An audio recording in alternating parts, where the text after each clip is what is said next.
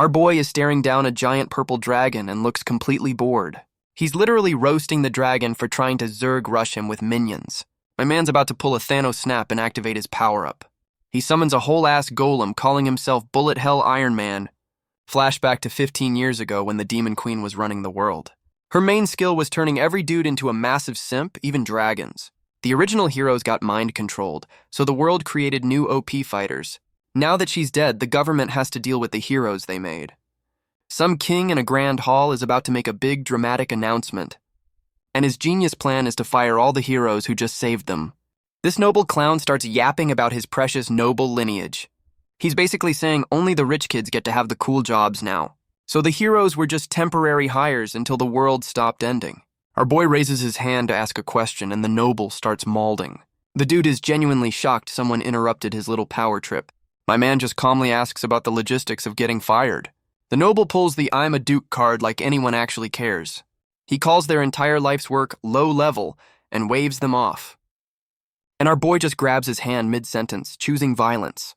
The clown is still ranting, completely unaware he's about to get folded. The Duke is still running his mouth, quoting some World Council rulebook. One of the elf heroes is just confirming they get to keep their loot. Our boy gives him that dead-eyed stare, agreeing way too calmly. He's still got the Duke's hand, confirming he's understood the assignment. The Duke finally yanks his hand back as our boy gives a fake-ass polite bow. Then my man just shoves the Duke, telling him to get out of the way. He walks off with his crew, sighing like he's dealing with toddlers. He starts complaining about bosses who don't know how anything actually works. Then he pulls out some kind of detonator with a "you're all fired" look. And he just atomizes the entire throne room with a literal snap. Our boy looks back at the explosion like he just microwaved a burrito. He pulls the detonator out of his gamer inventory like it's nothing. The Duke somehow survived, standing in the wreckage looking absolutely shook. My man just walks away from the smoking ruins without a single care. He's treating the whole thing like a successful test run for his golem. Now he's complaining that getting fired means he lost his premium subscription. My dude is whining about his golem's Wi-Fi range being too short now. He's nerding out about sacrificing range for better processing speed. He's already over it, saying he'll just MacGyver a solution later. He pulls out some old ID card, his backup plan for when shit hits the fan. Our boy is already over it. Now he's just shopping for golem parts. Meanwhile, a whole new set of royal clowns are holding court somewhere else. The king and this new noble, Zate, are bragging about getting rid of people. A knight runs in to announce their fancy teleportation circle is finally working. The king's getting his makeup done so he can look pretty for the hero. And with a flash, the teleportation circle yeets them out of there. The king is not handling the teleportation well, looking a little green. Mustache Noble Zaite is already monologuing about his world domination plans. The king just gives a non-committal, completely checked out of the conversation. The royal entourage arrives at the big meeting, ready to cause more problems. The royal clowns have arrived at some big-shot international council meeting. The doors swing open for their grand, dramatic entrance. The king and Mustache Noble Zate stroll in, looking smug as hell. And here comes their new hero, making an entrance legs first. Zayt immediately starts talking like he's the main character here. The crowd is already whispering about this new hero from the rumors, and her presence alone has the entire room absolutely shook. She's got that "I will end you" look in her eyes. The king is visibly trembling, his fancy fur collar isn't hiding it. This clown is sweating bullets, realizing who he's actually dealing with. So our boy ends up in some random village to start his new life. He's already planning a 10-year project while stress-eating a burrito. My man's treating getting fired like an early retirement package. His big plan is to go rock hunting for his golem upgrades. And just like that, the reality of unemployment hits him hard. He's still chewing, but you can see the existential dread setting in. That's the sigh of a man who just realized he has no 401k. Some rando walks up to him while he's having his midlife crisis. And it's some friendly-looking blonde dude with a horse. What is this? This guy is offering free therapy, which is sketchy as hell. Our boy is comparing his hero gig to escaping a toxic corporate job. He's still monologuing about how the universe just loves to mess with him. My man's getting all philosophical about his life goals and time constraints. This random blonde dude asks if he's going to the treasure capital, Lapis. Our boy calls him out for yapping, and the dude is surprisingly self-aware. And what a coincidence, they're both heading to the same exact place. Our boy is giving him the side-eye, you know he's running the numbers. This merchant starts talking about rare metals, basically reading our boy's mind. My man correctly guesses he's a merchant, which is not surprising at all. And our boy immediately starts diagnosing problems with his janky-ass cart. The merchant is impressed, and our boy just hits him with a smug, "Well, yeah." This blonde dude, Horace, is giving him that "tell me more" look, totally intrigued. My man casually drops that he was involved in the tech, a low-key flex. Horace asks how he's getting to Lapis, pointing out the obvious lack of a ride. And Genji just admits he's been hitching rides like a broke backpacker. Horace offers to fix the cart, acting like he's the hero of this story. He proposes a deal. Genji helps fix the cart, he gets a free ride. Our boy introduces himself as Genji and agrees, because what other choice does he have? They shake on it, sealing the deal like two businessmen closing a merger. And the second they shake hands, the sky just opens up and starts pouring. The second trouble starts, Genji is already booking it out of town. Horace is looking around all confused, wondering what the hell that shaking was. And of course, it's the same damn purple dragon from the beginning. My man is just so done with this, sarcastically laughing at his own luck. He notices the dragon is chained up, so you know some idiot is controlling it. Some new noble clown in puffy pants steps up, claiming he'll handle it. Turns out the dragon is with some cultists who are enjoying the chaos way too much. Horace is trying to be a good Samaritan, while Genji is already analyzing the enemy. A building's on fire and a kid is trapped because of course there is. And Genji just sprints into the flames without a second thought, giving zero fucks. Genji's playing hero again, shouting for the kid inside the burning building. He's getting that oh shit look on his face when there's no response. He's still searching the smoke when he finally spots the kid passed out. And there she is, collapsed on the floor in a classic damsel in distress pose. My man does a quick check and confirms the kid's just knocked out. He scoops her up, already feeling the effects of the smoke inhalation. He whips out a potion, about to play field medic in the middle of a fire. My dude just pours the whole damn potion down her throat, no time to waste. He's holding the kid, looking all confused like he didn't expect it to work. Just when he thinks it's over, he hears something and goes full panic mode. The cultist clown is celebrating way too early, thinking the roof took our boy out. Horace is having a full-blown meltdown, basically screaming, "I told you so," from the sidelines. Our boy is just shielding the kid from the collapsing building like it's a light drizzle. He stands up with the kid, looking like he just tanked a nuke without a scratch. A whole-ass beam just bounces off his back. This dude is literally built different. He hands the kid over and gives that "I'll be back" look before turning around. My man just walks back into the inferno like he forgot his car keys. Horace is outside losing his mind while Genji emerges from the flames with the kid. He reaches into the rubble for whatever he heard, and it's not another person. Bro risked it all to save a damn teddy bear with a derpy face. Our boy tells Horace to chill, the kid just took a smoke-induced nap. Horace is just staring, completely blown away by Genji's casual heroics. The parents are crying with relief while Genji gives them the rundown. The mom is having a full-on panic attack now that her kid is safe. Horace is realizing he should probably stop asking questions about this dude. Genji immediately changes the subject back to the clown show outside. Horace points out that Puffy Pants isn't even scratching the dragon. Apparently the mages did all the work, now this guy is just showboating. And there's Puffy Pants, taking all the credit with his cultist hype man. Our boy's bullshit detector is going off the charts right about now. Puffy Pants tries to square up with the dragon, looking like a total clown. The dragon just tanks his hit and says "same here" like it's bored. And Puffy Pants gets absolutely yeeted into the stratosphere for his troubles. Horace is just standing there with his jaw on the floor, completely shook. Genji calls the whole performance a disgrace as Puffy Pants is out cold. Our boy is so unimpressed he just tries to walk away from the whole mess. The cultists summon some big-ass skeleton monster to escalate things. And of course, their new toy immediately goes feral and attacks them instead. Genji just watches this disaster unfold with a "told-you-so" look on his face. He finally steps in, worried these idiots might try to reuse his tech. Genji squares up with the skeleton monster, looking completely done with this. My man just launches himself at the monster, ready to end this filler episode. He pulls out another one of his magic credit cards and leaves a pile of cash. And just like that, another problem is solved with a casual explosion. Genji dusts himself off, saying the boom should hide what he really did. Horace is freaking out because Genji just left a fortune in gold behind. He's still asking if that was a good idea as they peace out of town. Genji explains that leaving the coins makes him look less like a thief. My dude is already analyzing the family he saved like a total nerd. Horace is trying to paint Genji as a hero, but our boy isn't buying it. Genji's showing a rare moment of empathy for the family he just saved. Horace agrees, still trying to figure out what the hell Genji actually is. Horace lays down the no side quests rule and Genji is just happy for the ride. We cut to some new hero Langa, giving a report to another royal court. The king offers her any reward she wants, which we know is probably a trap. She says she only wants one thing, and you know it's going to be wild. She's asking for a reward for her master, Horus, who trained all the top heroes. And her big request is the international polygamy privilege. Excuse me, what? Meanwhile, Genji is just chilling in the cart, completely unaware of this madness.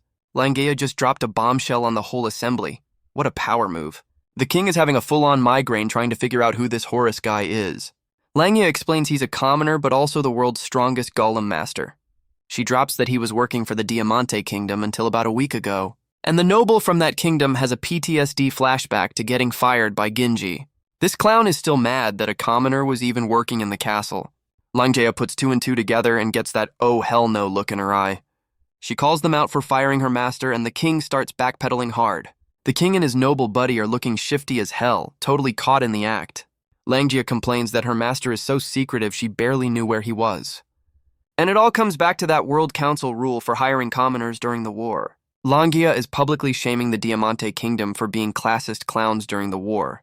And the duke who fired our boy is sweating buckets, completely exposed. Some masked dude in the crowd says they don't need the harem, just civil rights. Langa pivots and starts making demands of this tiny princess from the Dragonstone Kingdom. She's power walking up to the kid, basically asking if she's the one in charge. She clarifies she wants citizenship in Lapis, the exact place our boy is going. The Diamante King is having a full-blown meltdown in the background, losing his shit. She leans over the princess, pulling the "we saved the world" card to get what she wants. We get a quick rundown of her crew, a bunch of OP commoners who are also hot. And the Diamante King is just having a tantrum, screaming that he won't allow it. The tiny princess is not having it, calling Langa's demands completely absurd. The Diamante King is still malding, refusing to give a commoner any power. Langa just hits him with a cold "don't get cocky," and you know he felt that. The king is completely shook, wondering what the hell this woman even is. The whole room is just staring, completely baffled by the absolute chaos unfolding. Langa is getting pissed, basically asking if they're too dumb to understand her. The king starts sweating, trying to pivot and negotiate what Horus actually wants. He guesses it's about rare minerals, and Langa's dead silence is the answer.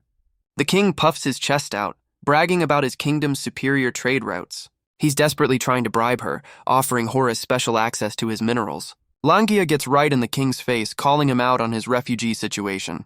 She turns her back and calls his entire kingdom's reputation a complete fraud. Then she drops the receipts on how Genji's golems were doing all the actual work. The king's brain short-circuits when he hears Genji was controlling over 500 of them. Langa twists the knife, saying his kingdom is about to go broke without her master. She reminds him that he's the genius who fired the one guy keeping it all afloat. Now she's explaining how all the special wartime financial rules are ending. Mustache Noble Zate chimes in about how they were forced to give out loans. Turns out the Demon Queen's invasion put a pause on everyone's debt collection. The king tries to puff his chest out, and Langa just stares him down, unimpressed. Langa continues her epic roast of the Diamante King's entire existence. She asks the crowd if they've heard any complaints from the kingdom's lenders. Then she drops the bomb. The heroes bought all their debt with a mountain of gold. Turns out the heroes are now the bank, and this king is their biggest client. That's the king's face when he realizes he just fired the guy who owns his country. My man is having a full system error, trying to process how badly he just fucked up.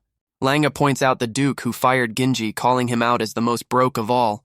She's telling the whole room they can pay it back. No rush, what a power move. She's even offering low interest rates, basically putting them on a very polite leash. And the duke just completely folds, having a public meltdown in front of everyone.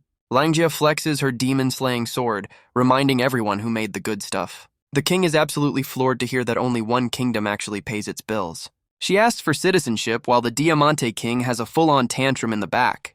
That's the king's face when he realizes nobody wants to side with the broke guy. Langa gives a polite thank you and prepares to dip, mission accomplished. The tiny princess folds under pressure and grants them citizenship in Lapis. And you can see the instant regret on the kid ruler's face after that power play. As she leaves, she drops a casual threat about what happens if the princess gets hurt. She gives the whole room that try anything and find out look, just in case. The duke is left seething as Langa just walks out of the room like a total boss. Genji and Horus finally arrive at what looks like the fantasy world's DMV, and we get confirmation they're in Lapis, the exact city he was heading to. Meanwhile, Langa is looking completely drained after her mic drop at the council. And of course, Genji spots her and she's completely shook to see her master. She was just sitting there on a bench, probably waiting for him to show up. Langa immediately goes for the surprise hug, and our boy is not ready for it. She's having the best day ever while he's having a full-blown panic attack. He calls her out for acting weird, but she's just happy it's really him. My man tries to get back to his paperwork, but she's not letting go. He finishes his business in record time, ready to dip with his new fangirl. Langa whips out the paperwork, already one step ahead of the bureaucracy. She's dragging our boy off to their mansion, and he's justifiably confused. Simp Queen Langa is dead serious about them living together. This is not a drill. Ginji is trying to be the responsible adult while getting manhandled by his fangirl. She calls the massive house their love nest, and my man's brain just blue-screened. And of course, there's a whole-ass welcoming committee waiting for them. A new challenger appears, the one-eyed maid, who's also calling him master. Our boy is just getting dragged up the stairs, his will is no longer his own. The maid gives him that welcome to the harem look, and he is not ready. She's also been waiting for this moment, and Ginji's just awkwardly agreeing to everything. Ginji's taking in the new digs while the one-eyed maid gives him the tour. She confirms it's just the three of them in this giant empty mansion, which is not sketchy at all. And of course, they've already built him a custom golem workshop to keep him busy. My man is genuinely impressed, while Langa acts like it's no big deal to buy a whole lab. Our boy immediately starts geeking out over the rare metals like a true nerd. The girls are just happy their plan to bribe him with a man cave is working. He's already calculating how much time this saves him, embracing the sugar baby life. And he gives them the ceremonial head pat of approval, which is all they ever wanted. His brain finally reboots, and he starts wondering about the bill for all this. Langa hits him with the, "It's just pocket change," and my man's jaw just hits the floor. Our boy Ginji just decides to roll with it, accepting his new sugar baby life. Meanwhile, some new girl with twin buns shows up at the mansion looking for trouble. She makes a dramatic entrance, ready to see what all the hype is about. This girl is way too excited to test the strength of the hero's master. This new alchemist, Readoki, is already complaining about the long walk to the front door. She's trying to act tough, saying our boy should be the one who's nervous. Flashback to the tiny princess giving her the assignment to investigate Ginji. The tiny princess is having a full-on meltdown about having to do the investigation. Readoki explains they have to vet the heroes before granting them citizenship. The court staff is already gossiping, not trusting the new heroes at all. Twin Buns is already complaining to the tiny princess about the size of her to-do list. The tiny princess hits her with the "because he's the hero's master" logic, looking smug. She clarifies they only need to vet Horace, not the entire hero squad. And Twin Buns is immediately on board, ready to see if our boy is all talk. The princess explains that Twin Buns can evaluate him from a technical perspective. The tiny princess is just hoping he's a good dude since Langa simps for him so hard. Back in the mansion, Twin Buns is telling Ginji to show off his skills underground. Our boy asks if it's an official government request, and she's like, "Yep, let's go." Twin Buns is completely shook that he just agreed without any argument. And of course, Simp Queen Langa pops up, asking if she can come watch the show. Simp Queen Langa is completely lost, asking what this underground test is even for. Our boy is already speculating they're heading to some secret palace basement. Ginji immediately starts nerding out, guessing it's the power source for the mana pipes. And we get a quick TED talk on how their magic tech is just fancy electricity. So they're literally running the city on monster gacha coins. What a system. Langa asks Twin Buns if she's the one running this whole operation. Twin Buns is trying to act all official, saying this is part of his skills test. She's getting all high and mighty, saying she'll be the judge of his real skills. And Ginji just calls her a kid, which immediately sets her off. My man just hits her with a smug grin while she's having a full-on meltdown. Twin Buns is getting all dramatic, vowing to be the one to judge him. She's still malding while our boy just gives her a casual got it. Twin Buns shows off the city's power core like it's some big secret. She asks if he can fix it, and my man just flexes about building similar ones. She gets defensive about her tech while Ginji just asks about the specs. Our boy is already diagnosing the problem, asking if the power is out. Twin Buns roasts him for not noticing the blackout in his new mansion. Simp Queen Langa explains they have their own power, leaving Twin Buns shook. Ginji casually mentions one of his crew, probably MacGyvered a solution already. Twin Buns is having a meltdown over how OP his team is, and he's just like, yeah, whatever. Twin Buns is trying to figure out if our boy is a fraud who mooches off his crew. Ginji just rolls up his sleeves, ready to show this kid how it's done. Our boy immediately diagnoses the problem while Langa asks what a power core even is. Twin Buns tries to give a lecture on magic tech, acting like the expert here. Ginji just snatches the magic dust out of her hands mid-sentence. No time for tutorials. Twin Buns is malding that he ignored her, while our boy is already in the zone. My man just blows a cloud of magic dust everywhere, and Langea is loving the chaos. Twin Buns is complaining about the mess, and Ginji just tells her to get over it. Simp Queen Langa is completely amazed as the core lights up like a Christmas tree. And just like that, our boy has already figured out the entire system's layout. Twin Buns explains the core's health bar is still in the yellow. She's getting all flustered, admitting she can't fully fix the damn thing. Our boy just tells her to do it again, no please or nothing. She starts malding, pulling the I'm your boss card on the wrong dude. Twin Buns tries to flip the script and make him do the work instead. Simp Queen Langa is just egging them on, enjoying the absolute chaos. Twin Buns is completely shook, not used to being told what to do. Ginji hits her with that, "You have no idea who you're talking to" look. My man just grabs her hands, deciding to teach this class himself. He's forcing her to do the magic again, but this time the right way. Twin Buns is having a meltdown as our boy just casually fixes her work. She's shocked his touch purified the rod better than her own damn magic. Our boy is just laughing at her while Simp Queen Langea looks on confused. Ginji grabs the rod again, about to give this kid a masterclass in magic. Twin Buns immediately starts begging him to explain how he did it. Her entire ego just got shattered, admitting she's never seen this level of skill. My man just tells her to try it again, offering to teach her the right way. He starts dropping some galaxy brain magic theory on her like it's nothing. Simp Queen Langa is just happy to be included, ready for the lesson. Twin Buns is struggling while Ginji tells her to stop asking and start commanding. Twin Buns is trying to explain her magic theory, acting like she's the teacher. And Simp Queen Langea is just losing her mind over how good he is. Twin Buns is having a full-blown meltdown, her entire worldview just shattered.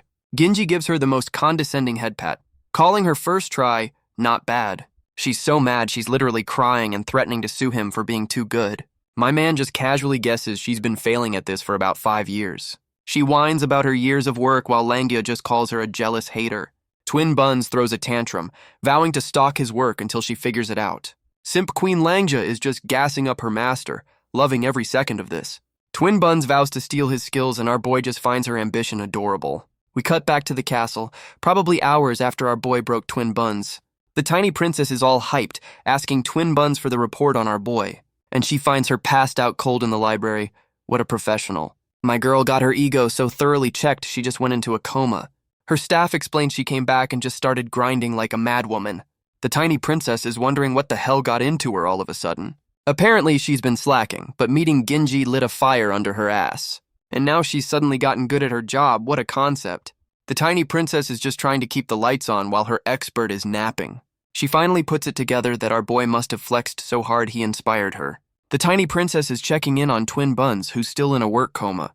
She's just happy her top nerd is finally getting some sleep for once. The princess figures our boy must have flexed so hard he broke her brain. She starts celebrating her victory, asking some dude named Horace if he saw that. The tiny princess is just smiling, proud of her little kingdom's glow-up. Meanwhile, the power plant workers are losing their minds over the sudden energy boost. And now some random supply wagon is hauling ass like it's in a street race. The tiny princess is geeking out, completely amazed by the new performance. Some mustache knight is bragging about how much more weight they can pull now, and some new girls recognize the wagon tech, name-dropping Horace again. Some new girl starts nerding out about the technical limitations of wagon bearings. Mustache Knight is just happy that hauling loot from the dungeon is going to be cheaper now. And this new ponytail hero is getting all philosophical about improving national infrastructure. He gets a silent for his efforts because nobody asked for a TED Talk. Ponytail Dude is having a PTSD flashback to the logistical hell that was the Diamante Kingdom. Horn Girl points out this is the exact dirt Langia aired out at the council meeting. The other girl is impressed he knows so much, asking how he pulled it all off. And the big secret drops. They used 500 of Ginji's golems to do everything. Ponytail Dude explains the kingdom was full of refugees, not a skilled workforce. They literally had to invent better farming tools and wagons just to keep people from starving. Horn Girl is calling Ponytail Dude nuts for pulling off his logistics miracle. The tiny princess is in her carriage wondering why they're suddenly in warp drive. Horn Girl is just loving the chaos while Ponytail Dude plays dumb about it. They're literally A/B testing their new wagon tech on the royal supply line. And we get a full-on engineering lecture about their new frictionless bearings. Ponytail Dude is already analyzing the performance, saying it'll take some getting used to. The horses are completely baffled, their brains short-circuiting from the easy ride. The tiny princess is telling her guards to go nuts and test the new system. Ponytail Dude hits Horn Girl with the I just study flex while she's lost in the sauce. The blacksmiths are losing their minds that he built the tools for this in an hour. Ponytail Dude is breaking down his class build like it's a PowerPoint presentation. He's basically saying he reads the entire internet for fun, just in case. The girls are completely shook, realizing he's basically a walking Wikipedia. Twin Buns calls it a waste of time, and he just hits her with a smug, "Get Gud." Twin Buns is trying to sound smart, basically repeating what he just implied. He just roasts her for having zero planning skills, and she literally folds. The tiny princess joins in, roasting Twin Buns for her terrible grocery habits. The tiny princess tells him to just chill and be himself, which is terrible advice. My man is realizing this tiny princess has absolutely zero filter. What a menace. He's asking for examples, completely unprepared for the tea she's about to spill. Twin Buns explains this kingdom isn't full of classist clowns for once. We get a flashback showing nobles and commoners actually go to school together. Ponytail Dude remembers the usual noble clowns who couldn't care less. Twin Buns says the nobles here at least pretend to know what poor people are. She explains that rich kids just assume everyone eats like a king. If you only hang out with other rich kids, you become a total clown. But seeing a poor kid eat scraps forces them to touch grass for once. The guards are just nodding along, getting a free lesson on sociology. Ponytail Dude is finally convinced that this place isn't run by idiots. Twin Buns whips out some paperwork, about to give him another assignment. Ponytail Dude asks Twin Buns if she thinks his hero's tech is outdated. He immediately answers his own question, admitting the dude's probably a fossil. But he's still a total fanboy, calling Horace his golem and adventurer idol. Twin Buns confirms there's a book about this legendary dude, looking intrigued. The other girls are just watching this nerd convention unfold before their eyes. Ponytail Dude whips out his prized possession, a pristine copy of the book. He explains it's a century-old autobiography from the OG Horace himself. The book is basically a walkthrough for being a legendary golem master. The tiny princess is completely starstruck, holding the legendary text. And Ponytail Dude immediately snatches it back, not letting anyone touch his merch. Twin Buns is realizing Ponytail Dude is just a massive fanboy for this Horace guy. Ponytail Dude is having a full-blown panic attack about his precious book getting a scratch. He drops that the book has hidden ciphers, and Twin Buns starts mauling the princess. The book reveals some secret cabal of 5 people took over the world 2,000 years ago. Ponytail Dude confirms this ancient conspiracy theory is the real deal if you decode it. And surprise, you need a golem master to fight these ancient shadow government dudes. The girls are trying to process this massive lore dump about a secret world takeover. They're finally putting 2 and 2 together about who this legendary Horace might be. Twin Buns' brain just short-circuited, realizing why the OG Horace was so OP. Ponytail Dude hits them with a smug, "Y'all catching on now?" look, confirming everything. Twin Buns is losing her mind over the 2,000-year-old immortal shadow government. Ponytail Dude just drops the lore bomb and tries to dip like it's a normal Tuesday. He just gives a casual yep and walks off, leaving them to process the chaos. Twin Buns is having a full-on crisis, wondering if she should admire these ancient dudes. Ponytail Dude hits her with a find-your-own-hero speech. What a mentor. He's telling her to choose her own path, getting all philosophical on her. And just like that, Twin Buns is fired up and ready to go, completely inspired. Ponytail Dude is already annoyed by her new energy while the girls are hyped. The girls are already planning their next move, ready to dive into the conspiracy. Ponytail Dude just flexes his engineering skills, offering to fix their cart anytime. We cut to the entrance of some big-ass dungeon, the Grand Orvane. This is basically a loot cave for high-grade metals, right in lapis. Some hooded dude is chilling on a chest while his knight buddy stands guard. The knight looks over as his hooded friend just sits there, completely unbothered. And here come the new clowns, talking about some legendary holy sword. This new puffy shirt noble, Geodor, is complaining about all the adventurers. Turns out he's the one with the holy sword, and he's not being subtle about it. His creepy-ass friends are begging him to show it off like a bunch of fanboys. And this clown is just eating it up, laughing like he's the main character. He's looking over at the other adventurers, soaking in all the hype. The local adventurers are gossiping about Simp Queen Langa being in the dungeon. Puffy Shirt Noble is already pissed. His cronies know he's about to throw a fit. And this clown immediately grabs some random dude for talking too loud. The adventurers are spilling the tea about her having a master, which is our boy.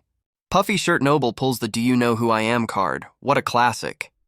He's mauling that these peasants are even talking about a commoner hero. This psycho gets a villainous grin, about to start some unnecessary drama. He's asking where Langa went, ready to go pick a fight with a literal hero. The dude he choked is down for the count as Puffy Shirt's crew follows him. Meanwhile, some other guys are on a balcony waiting for the show to start. So we're at some training ground and the whole town's here to watch. Simp Queen Langa apologizes for the crowd, but our boy is unbothered. The crowd is dropping some weird lore about a demon king's male domination. Langia is surprised our boy isn't some mysterious edgelord. What a shocker. They finally square up and Ginji is giving her that "I'm so bored" look. Langia goes for the first swing while Ginji just stands there unimpressed. And of course, Puffy Shirt Noble interrupts to call our boy a scrub. Simp Queen Langa tells him to ignore the hater and just keep going. Puffy Shirt gets in his face, questioning if she's even a real hero. The crowd immediately turns on Ginji, throwing shit and telling him to leave. Puffy Shirt Noble is having a full-blown meltdown over the whole situation. He's still malding that anyone would believe a commoner could actually be a hero. Our boy and Simp Queen Langia are just watching this clown's public tantrum. This dude gives his whole villain resume before threatening to fight our boy. Ginji casually blocks Langia's sword with one hand, completely ignoring the hater. Our boy is confused by the salt, but Langia knows exactly what's up. She calls him out for being a brat whose mad commoners stole his thunder. Puffy Shirt Noble is absolutely triggered that she just read him like a book. He charges in, screaming that a commoner could never be that strong. This clown is coping so hard, accusing them of lying about the whole thing. Puffy Shirt Noble is still yapping about his holy sword, completely ignored, and he gets absolutely domed by a random bottle cap out of nowhere. Our boy just tells him to move, not even bothering to look at him. And this clown gets absolutely yeeted into a wall by a casual flick. His fanboys are losing their minds, screaming for their fallen lord. Puffy Shirt Noble is completely dazed, wondering what the hell just happened. Ginji starts giving a physics lecture while holding the dude down. He's explaining how he weaponized his glare like a total badass. My man just says he forced air into him like it's a party trick. The crowd immediately switches sides, hyping up our boy as he leaves. Ginji just roasts the clown, saying a glare is all it takes to beat him. Simp Queen Langia is nerding out, saying his aura is completely transparent. The crowd is losing their minds, realizing he folded a noble with a dirty look. Simp Queen Langia is gassing him up while he admits his eyes are basically cannons. She gets serious again, ready to go all out for their training session. And our boy just catches her sword with one hand like it's absolutely nothing. Simp Queen Langa is completely shook by the casual display of power. He hits her with the "Get Gud" speech, saying this is just the warm-up. She gets fired up and charges in again, not taking that disrespect lying down. My man's just thinking her swing is weak and he already told her how to fix it. My man's just casually holding her sword like it's a damn toy. Ginji's dropping some post-war philosophy about how the world is still a mess. Simp Queen Langa is shook, realizing he's gotten 100 times stronger. He tells her to come at him again and she's ready for round 2. Our boy gives her a little "bring it" wave and she's all fired up. She's having a moment, realizing his power is on a whole other level. And now she's vowing to get strong enough to stand with him. What a simp. We cut to Puffy Shirt Noble getting absolutely roasted by his dad. The dad is just laying into him for picking a fight he couldn't win. And the dad drops the bomb that their family is broke as hell. Puffy Shirt Noble is trying to blame commoners for spreading rumors about the war being over. His dad is losing his mind, screaming about their 20,000 gold coin debt. This clown's master plan is to discredit the heroes to get out of paying his bills. Something smashes through the window, probably karma coming to collect early. The dad reminds him he's the idiot who confirmed the Demon King's defeat in the first place. And now his dad is pissed that his son's tantrum ruined their debt negotiations. The dad breaks it down for him. They're so broke they can't even afford 1% interest. Turns out their holy sword is just a subscription service with massive fees. Puffy Shirt Noble is having a full-on facepalm moment, finally getting it. And the dad reveals the church they owe is also in debt to the heroes. The dad is still roasting his son for picking a fight with the guy who owns the economy. And Puffy Shirt Noble just completely short-circuits, having a full-on mental breakdown. He grabs his dad, who's just trying to explain how badly he screwed up. This clown just bolts out the door, running from his problems like a true champion. Meanwhile, Ginji is just minding his business, taking a casual stroll after his dungeon run. Our boy looks over his shoulder, probably sensing the incoming wave of bullshit. He's already thinking about his next dungeon dive, completely unbothered by the drama. And Puffy Shirt Noble ambushes him, demanding he cancel his family's debt. Ginji is so unimpressed he just roasts the dude for being too weak to fight him head-on. Then some new hooded dude shows up, calling out Puffy Shirt by name. The hooded dude calls out Puffy Shirt, saying his holy sword is a dead giveaway. Puffy Shirt Noble decides violence is the answer and draws his sword on our boy. This clown tries to pull rank, dropping his full name like anyone's supposed to care. He's still screaming about being in charge while Ginji just stands there unimpressed. The dude is literally demanding they burn the contract. What an absolute child. Genji gives him that, "let me explain something to you, dumbass" look. Our boy drops the truth bomb that the heroes earned that money fighting actual demons. He says forgiving the debt would be a massive slap in the face to their hard work. Puffy Shirt Noble just screams about his noble privilege, completely missing the point. Genji hits him with guild logic, but this psycho blames the heroes for surviving. Genji just tells him to stop, and Puffy Shirt Noble is still trying to act tough. This clown is having a meltdown, screaming that he's the one giving orders here. And suddenly Puffy Shirt Noble can't move, getting hit with that invisible pressure. Our boy starts dropping another magic lecture about mana-seeking balance. He's explaining how he's basically paralyzing the dude with his own aura. Puffy Shirt Noble is about to catch these hands, and he is not ready for it. Genji roasts him, saying a scrub like him can't even stand in his presence. Our boy decides a punch is the only cure for people who don't listen. He tells the clown to just man up and take the hit already, what a savage. And Puffy Shirt Noble gets absolutely yeeted for the second time today. Genji just sends Puffy Shirt Noble on a one-way trip to the pavement. Our boy doesn't even stick around to watch the landing, what a power move. And Puffy Shirt Noble eats dirt for the second time today, a new record. Simp Queen Langa runs outside, sensing the Holy Sword's energy signature. Genji's just standing over the sword like he's deciding where to pawn it. The one-eyed maid tells Langa to chill. Her master handles clowns like this daily. Puffy Shirt Noble is face down in a pond, getting mocked for his justice. Genji explains his punches hit like a golem, the only language idiots speak. Langa tries to talk about it, but our boy is already over it, used to the hate mail. My man says if he got mad at every idiot, he'd have gone insane years ago.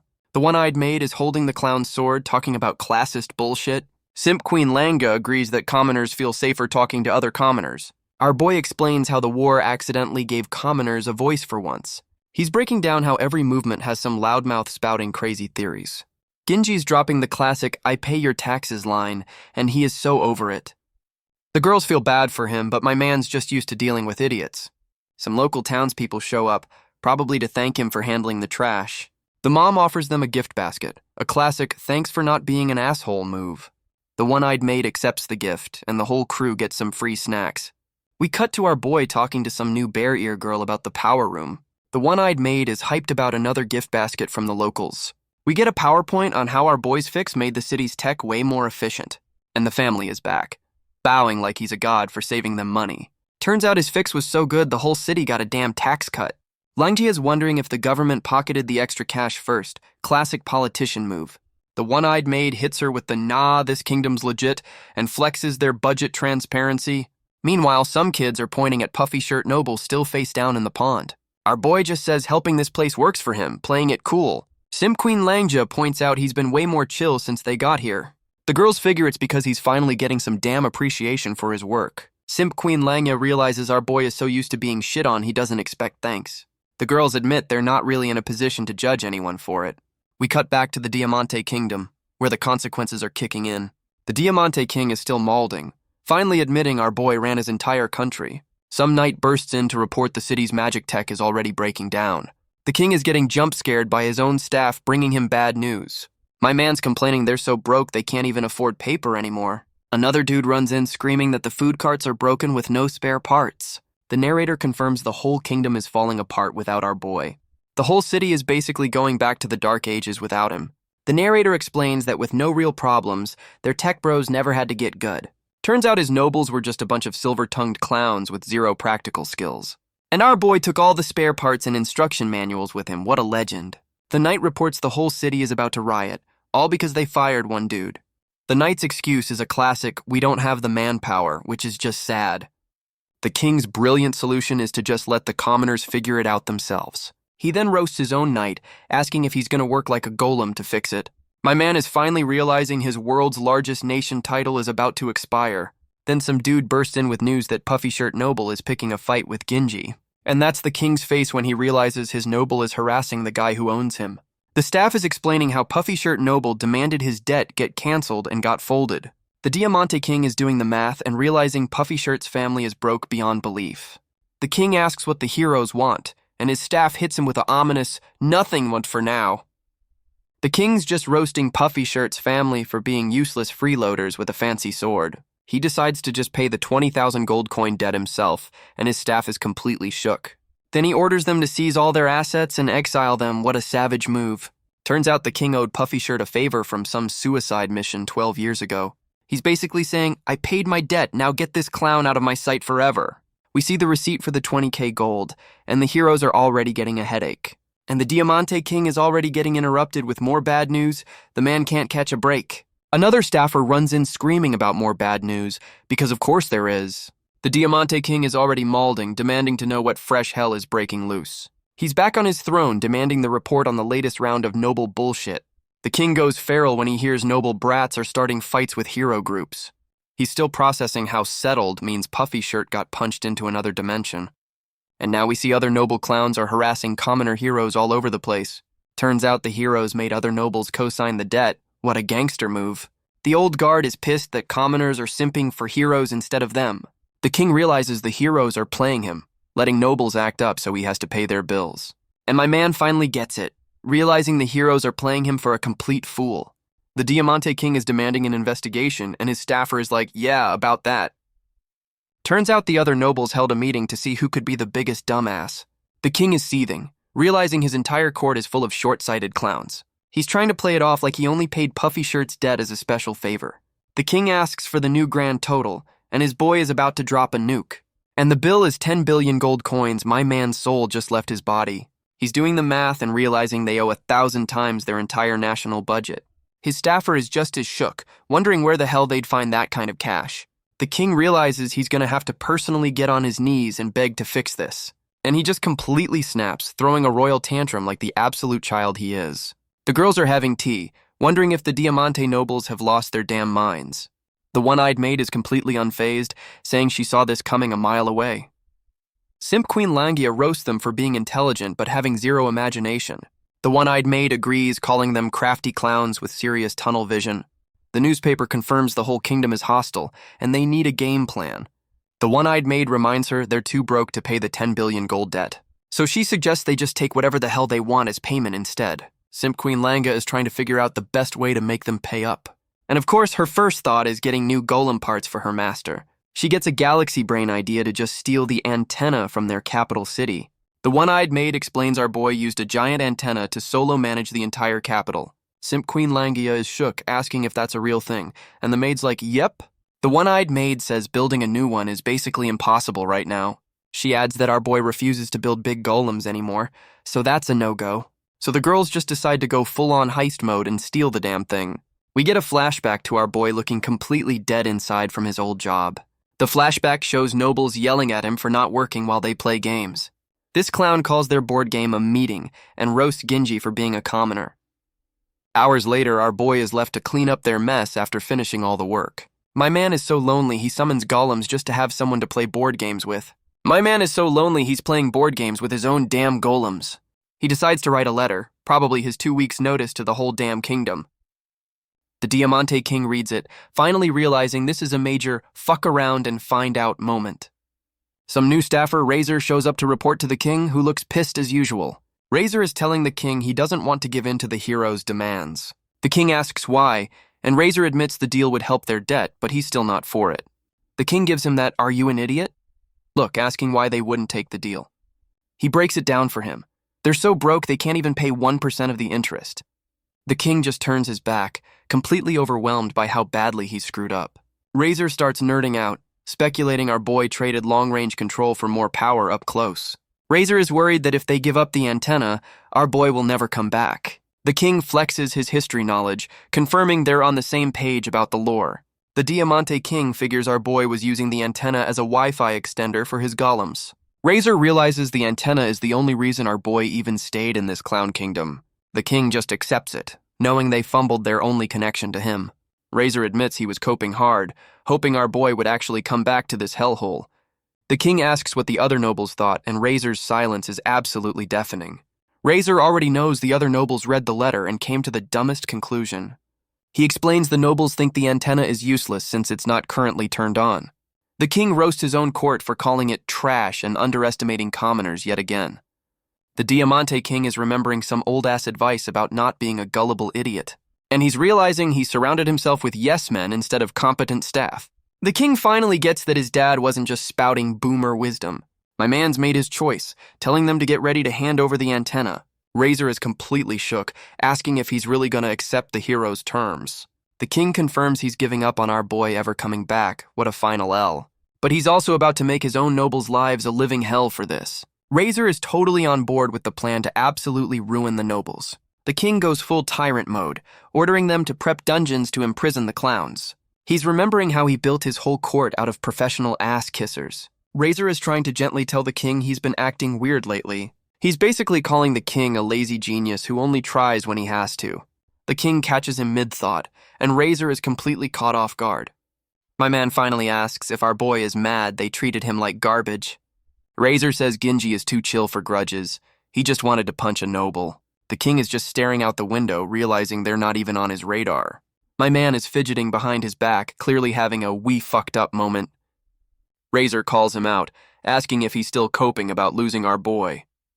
We get a flashback of Genji drowning in paperwork while Razor watched from afar. The king finally accepts the L, realizing they have no choice but to let him go. The Diamante King is trying to negotiate with a guy who's not even in the room. Razor's just roasting his boss, calling him a lovesick maiden for our boy.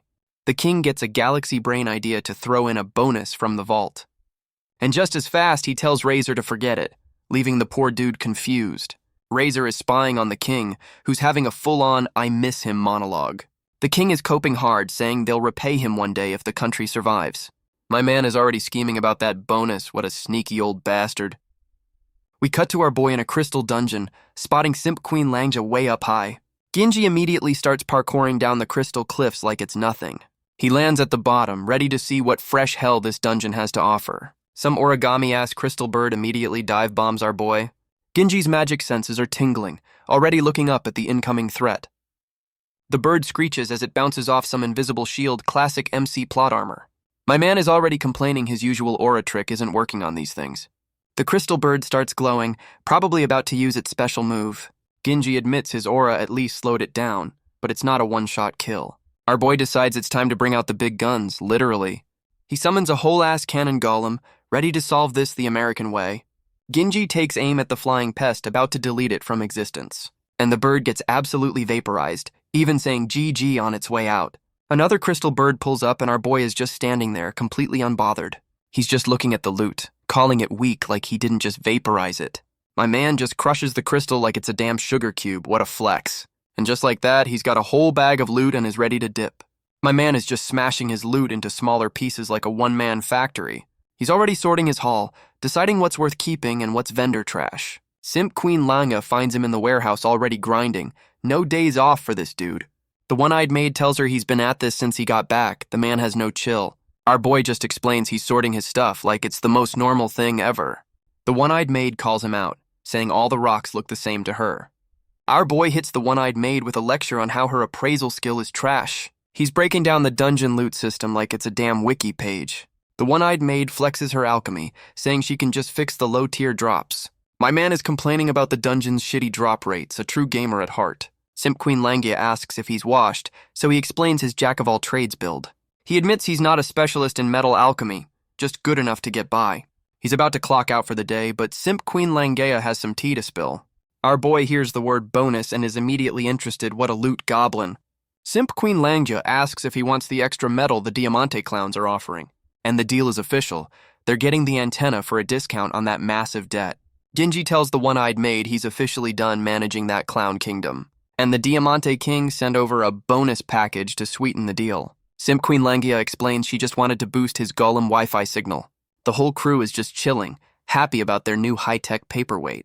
Simp Queen Langa asks the million-dollar question. Why weren't they using it? Genji explains the antenna is picky and only runs on premium-grade magic. And of course, the Diamante clowns were too dumb to figure out the password. Turns out it's some ancient artifact made by a legendary tech bro. The one-eyed maid realizes they were just hoarding tech they couldn't even use. Genji has a meltdown realizing there was a secret vault he never knew about.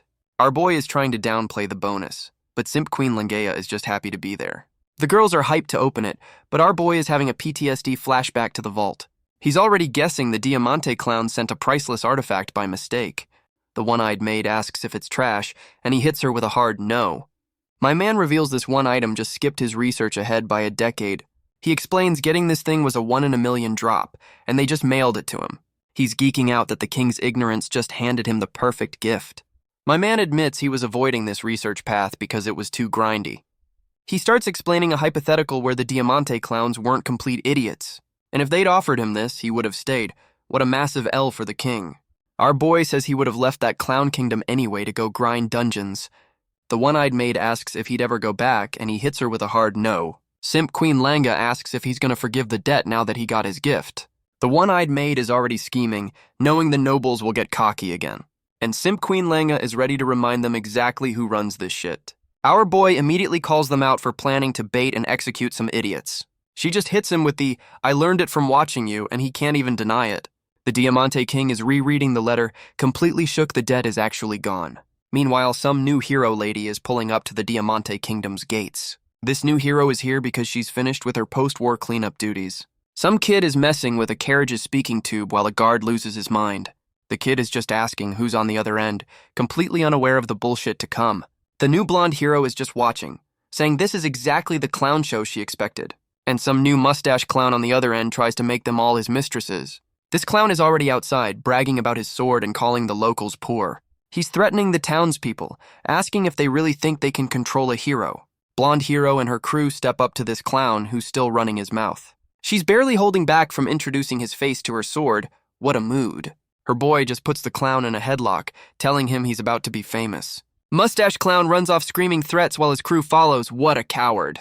Blonde hero's boy is already targeting the palace, skipping all the side quests. The guards are asking for ID, completely unprepared for the main characters to show up. And here comes the Prime Minister clown, ready to pull rank on his own guards. This clown orders his goons to attack because talking is for peasants. The girls are shook as one of the guards gets absolutely yeeted through a door. Prime Minister clown is flexing his authority, threatening the heroes with his rent-a-cops. Blonde hero's boy drops some philosophy about what real power is for. The clown just screams about them being commoners, the only insult these nobles know. And her boy just calls him a straight-up criminal, no filter whatsoever. He's telling the guard he magically blocked his throat so he can't puke. What a menace. Her boy hits the clown with the, "I'm not just a golem master" flex. The boy decides he can't just leave this trash bag on the floor forever. They decide to just mail this clown back to his embassy with a strongly worded letter. Her boy is already tired of the political bullshit, but they're a small country. Suddenly the clown's rent-a-cops all collapse from some invisible pressure. Blonde hero is having a moment, realizing she's surrounded by absolute morons. The Prime Minister clown is feeling that same pressure and starts to panic. And blonde hero decides it's time to make an example out of this clown. The clown is absolutely losing his mind, realizing he picked the wrong fight. She tells him to get lost while he can still walk, and he immediately dips.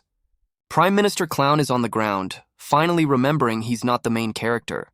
His brilliant plan is to call a World Council meeting to snitch on the heroes.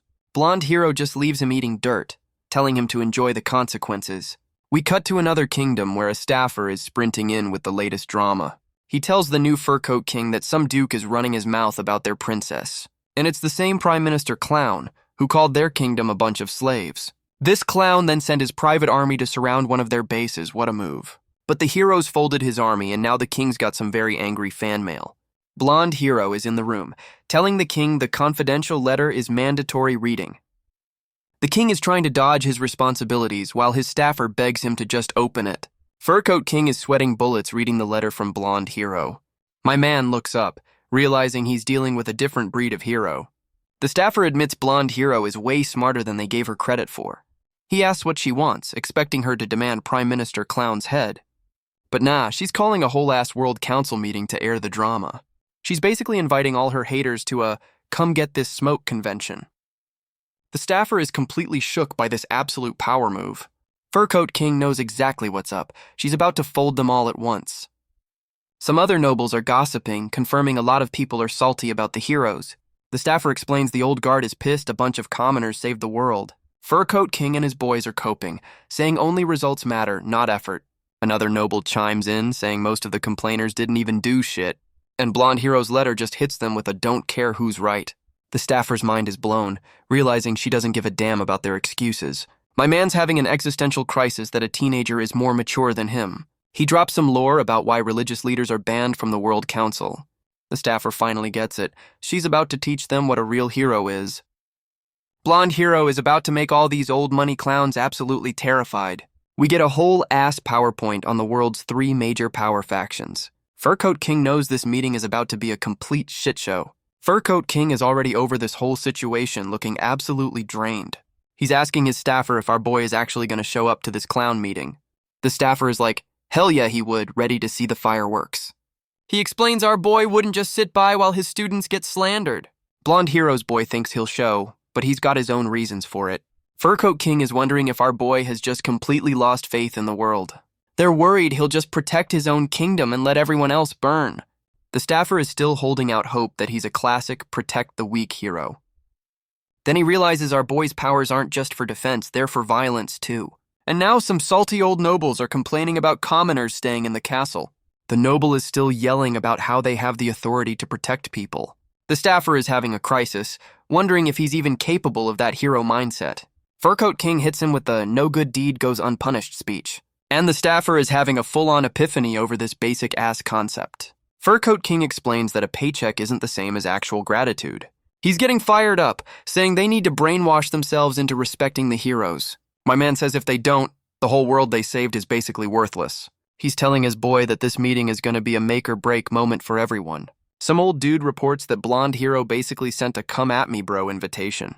The staffer knows damn well all the haters are going to show up to that meeting. Fur Coat King is having a moment, realizing the whole world is full of cheapskates. He decides he's going to fix this whole mess himself, pulling the greatest country card. Blonde Hero is airing out Prime Minister Clown's dirty laundry at the World Council meeting. All the other salty nobles are absolutely seething that she's calling them out. She hits the whole room with a speak now or forever hold your peace challenge. And of course, 2 clowns immediately start screaming about their authority. This old bastard is demanding they use their world-saving power to simp for the nobility. The whole peanut gallery is spouting conspiracy theories about our boy and the debt. Now they're trying to marry her off to some prince, what a bunch of creeps. And they're demanding our boy just hand over all his tech and knowledge for free. Blonde Hero just hits the whole room with the shut the hell up hand. She's calling them all selfish clowns, and she is absolutely not wrong. Prime Minister Clown is still on the floor crying about getting his ass handed to him. Blonde Hero is like, I gave you a chance to explain and you chose to be idiots. Her boy is pissed, realizing these clowns are never going to say sorry for their bullshit.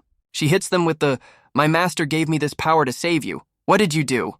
The whole room admits they did jack shit, and she tells them to stay in their lane. Fur Coat King is realizing these nobles just want to own the heroes like pets. Blonde Hero is about to end their whole bloodline with this next sentence. Fur Coat King is begging her not to lose faith and just burn the whole world down. Blonde Hero hits the newcomer with a, who the hell are you? Death glare. And it's the Diamante King, pulling the do you know who I am card. Simp Queen Langa recognizes the clown from the ceremony where they fired Genji. Blonde Hero tells him this is a private roast session and he's not invited. The Diamante King just invites himself, saying he's got complaints to file too. Blonde Hero is unimpressed, basically saying she's got time to roast everyone today. He clarifies he's not on their side, he's just here to speak his mind. She gives him that I'm listening look, ready for whatever fresh hell this is.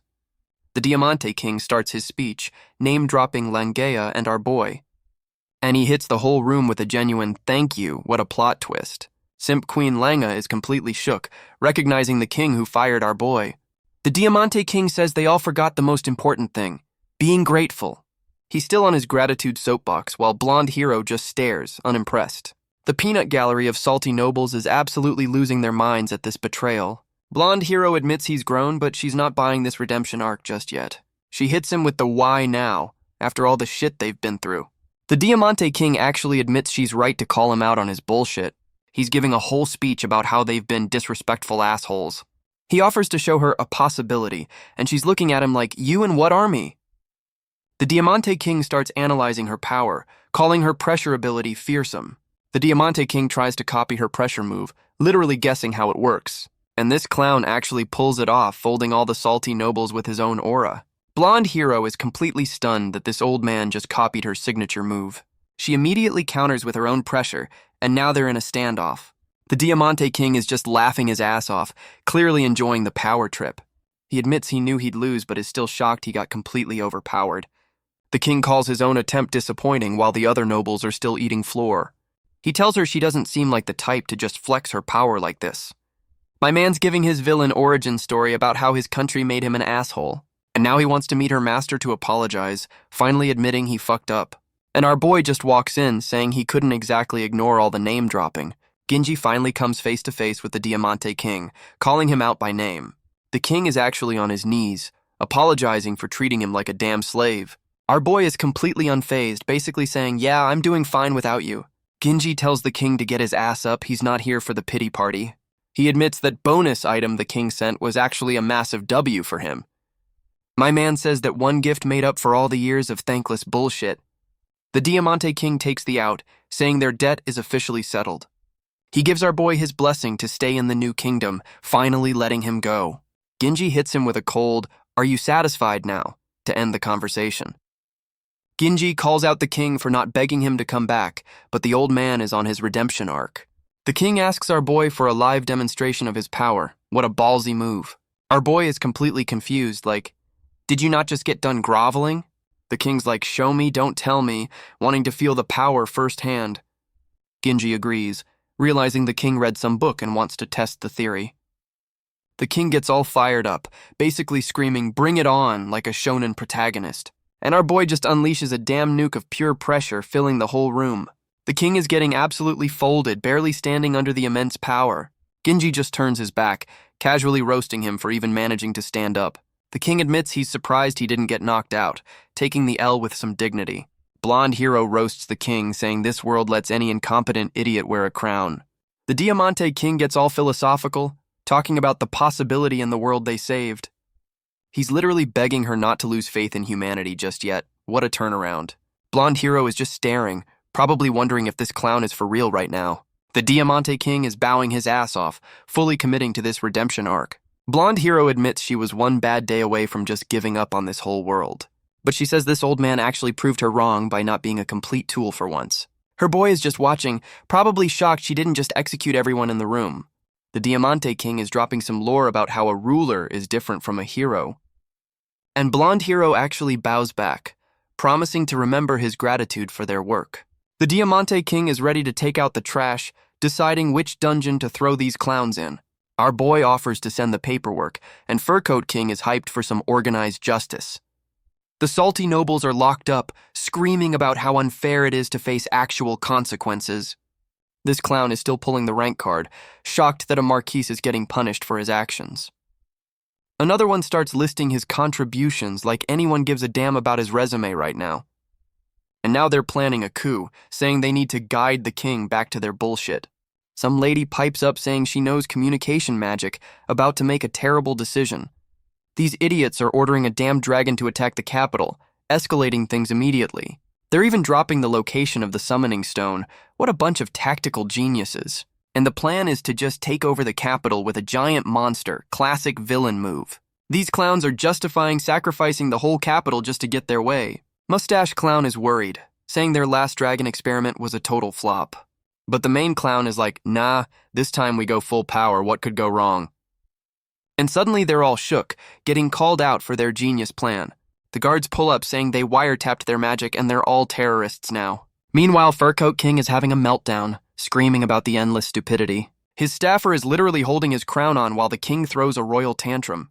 The king is still malding, bringing up some new monster named Guy Gigant. His boy drops some lore about a legendary dwarf who already folded this monster once. The staffer says it's time to call in some dude named Horus to handle the mess. The staffer announces the cleanup crew has arrived, and Furcoat King looks so done. Our boy just walks in like he owns the place, ready to solve another problem. The king asks if he's here to handle the dragon problem these idiots just created. Genji hits him with the, yeah, but I need a favor first look. Furcoat King is probably expecting him to ask for his firstborn son at this point. Our boy asks to borrow the antenna he literally just acquired. What a power move. The king calls him out, saying he's not used to our boy actually asking for permission. Furcoat King starts dropping a lecture on the bureaucratic nightmare of moving the thing. Genji flexes his old job skills, saying he knows the paperwork better than they do. And the king finally connects the dots, realizing why he needs to borrow his own shit. Furcoat King gives our boy the green light, and he's just like, Aight bet. Blonde hero apologizes for her sweaty hands after that power flex. What a humble queen. The king officially puts our boy in charge of saving the city, a classic handshake deal. My man's already heading out solo, saying he'll handle it before the paperwork is even done. Furcoat King asks Blonde hero why she's not going to go simp for her master, The king is completely lost, not understanding why she wouldn't want a front row seat. She explains that her master's idea of a fight is just straight up pest control. We cut to the clown's minions starting the dragon summoning ritual as predicted. The summoning stone is glowing, and these idiots are about to make a huge mistake. And just like that, the weather goes full-on boss battle mode over the capital. The dragon finally pulls up, and the locals are understandably losing their shit. The townspeople are screaming to run because, yeah, that's a whole-ass dragon. And of course, it's already charging up its delete city beam attack. Some new dude in sick boots is about to step up to the plate. And it's some new edgy knight, walking in like he's the main character now. The dragon unleashes a massive laser beam, not wasting any time at all. Edgy knight just tanks the hit, because of course he's built different. The dragon is complaining about having to stall until our boy gets here. Edgy knight is pissed, realizing he's just the opening act for the real show. He's standing on the dragon's horn while the narrator explains he's the only hero left. Edgy knight is complaining they sent him instead of a real S-rank hero. My man's pissed he missed his promotion exam for this bullshit emergency. He's still mauling that they thought some A-rank scrub was enough for this. Edgy knight is trying to taunt a whole-ass dragon into a street fight. And the dragon just evolves into its buff humanoid form. What a glow-up. The dragon is looking way more pissed off now that it's got abs. Edgy knight realizes this isn't even its final form, and he is not ready. Meanwhile, some unidentified flying object is pulling up to the scene. And it's our boy Genji, just cruising in on his custom golem lazy boy. Genji's already on top of a giant cannon, ready to delete this dragon. Our boy is looking at his console, identifying Edgy Knight by his cool-ass title. Genji gives the dude props for holding out for an hour, even if it cost him an arm. The dragon is about to turn Edgy Knight into a fine red mist. But the dragon gets distracted, telling our boy to pull up and catch these hands. Edgy Knight is just standing there completely confused, like, am I a joke to you? And it's our boy Genji, charging up his BFG like he's playing Doom. Edgy Knight is looking salty as hell that the real main character finally arrived. Genji just fires the cannon, no monologue, just straight up violence. Edgy Knight is completely stunned by the sheer power of that one shot. And my man gets absolutely yeeted by the shockwave. Welcome to the party, pal. Edgy Knight is getting a free lesson on why you don't stand near the BFG. My man is just sitting there chugging a potion and rethinking his life choices. Our boy's doing a damage check and realizes only Edgy Knight got hurt. The dragon tries to dip out, but our boy is already in hot pursuit. My man admits he redlined his gear to get here and is feeling the burnout. He's basically asking the legendary dragon if it wants to be his sparring partner. The dragon gives a full-on roar, finally getting its dramatic boss introduction. Our boy whips out a more portable cannon, ready for a proper fight now. The dragon immediately throws claws, skipping the whole villain monologue phase. Our boy tanks the hit, but even he looks a little surprised by the dragon's power. Our boy gets sent sliding, realizing this dragon hits like a damn truck. The dragon pulls up on him, ready to turn our boy into a fine paste. Genji ditches the gun and decides to just throw hands with a legendary beast. And he lands a clean right hook, sending the dragon's eyeballs into orbit. My man just yeeted a whole-ass dragon with one punch. What a chad. The dragon is getting absolutely blasted by some follow-up energy attack. Our boy is already nerding out, saying he nerfed his own golem for stability. He's literally theory crafting his build mid-fight. This man has no chill. My man's realizing reading about dragons isn't the same as punching one. The dragon gets back up and immediately hits him with a breath attack. Our boy is already complaining that the dragon's breath attack is annoying. The dragon is shook, realizing our boy is nerding out about its magic. My man is literally about to gaslight a magic attack into not existing. He hits the dragon with the "don't underestimate humans" line. What a classic. The dragon tries again, and our boy just calls it boring, the disrespect. And he immediately eats his words, realizing this one is the real deal. My man has to bail hard to avoid getting turned into a crispy nugget. He realizes the dragon is actually learning and adapted to his punch trick. The dragon literally stabilized its attack so he can't pull his magic bullshit.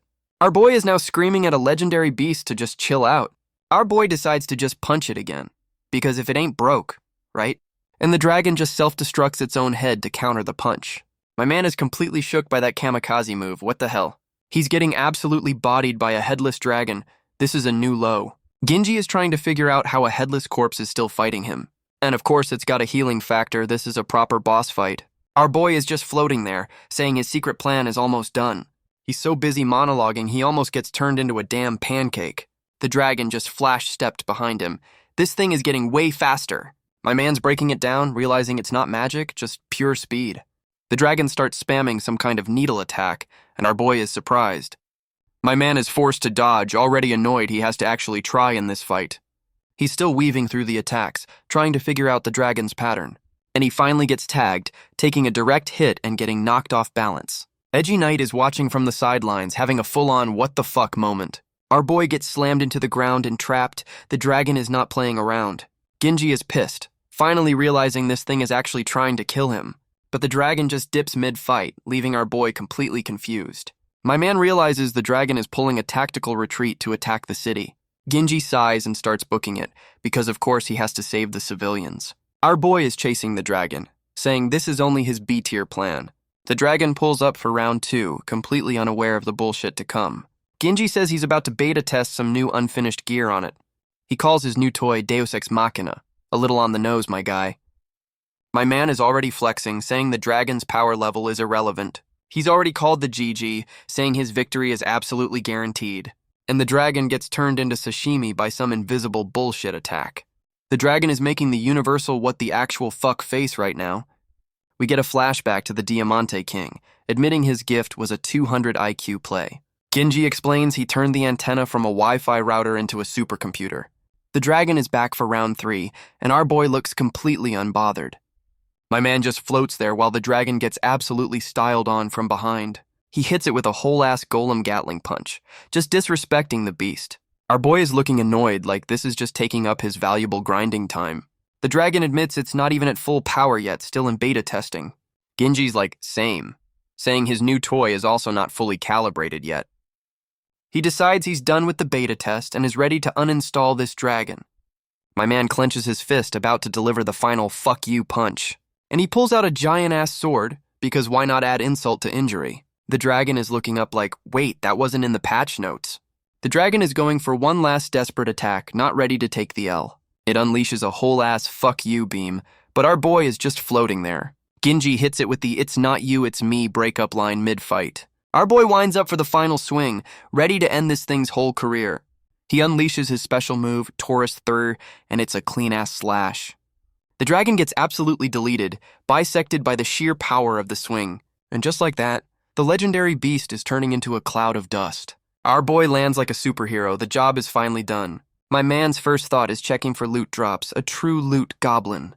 He's walking through the wreckage, complaining about the shitty drop rates. Edgy Knight is just watching from the sidelines, still processing the power gap. Our boy is already over it, calling for the final round like he's got places to be. A giant beam of light erupts from the dust because of course it's not dead.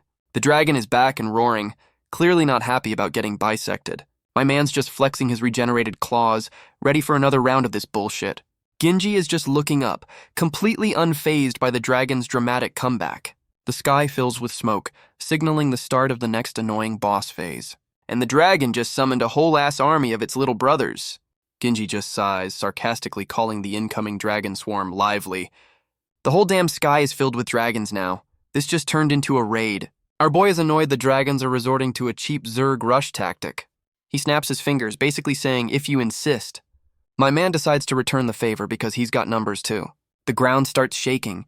You know some bullshit is about to happen. And he summons a whole-ass Gundam out of the damn ground. He calls his new toy Iron Man, ready to even the odds. The golem's hand opens up, revealing a full-on missile barrage system, and it immediately starts firing, no warning shots needed. The missiles are flying, about to turn this into a light show. The dragon swarm is getting absolutely deleted by the barrage. The dragon is looking at the Gundam's hand like it's about to get slapped. And the golem just unloads a whole-ass Macross missile massacre on them. The narrator explains these are basically aimbot magic bullets with infinite ammo. Edgy Knight is just standing there having a full system error, what the fuck?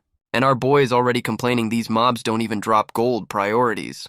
My man is so bored he's already switching to non-lethal crowd control. The main dragon is getting tased, looking like it just bit into a lemon. And all the little dragon minions just start dropping out of the sky like flies. Our boy realizes he has to kill the main body, looking mildly inconvenienced. The dragon decides to go for Edgy Knight, who's just standing there. The dragon tells Edgy Knight his attacks are trash, getting right in his face. And Edgy Knight gets absolutely launched for trying to play hero. What a scrub. The narrator explains the dragon's Zerg Rush drains its own power. What a noob. Our boy notices the dragon factory has officially shut down for the day. Genji's already taunting it, asking if it's out of mana already. He realizes the dragon is going all in on itself now that its minions got folded. The dragon lets out a final boss roar, finally getting serious about this fight. Our boy just raises a hand, looking completely unimpressed by the light show. Genji is already calling its next move, saying it's not gonna work. He hits it with the finger point, about to shut down whatever bullshit is coming. Our boy hits the dragon with the "it's not personal" line before the execution. He says the dragon is just a stepping stone for his research. What a savage. The dragon fires its laser one last time, a classic desperation move. And Genji just face tanks the beam like it's a damn water gun. My man has that "I'm so done with this shit" look on his face. He hits it with a new special move and absolutely deletes the dragon. Edgy Knight is watching from the cheap seats, completely shook he actually won. He's trying to process the sheer amount of mana our boy just used. And Edgy Knight finally realizes he's watching the legendary hero's master.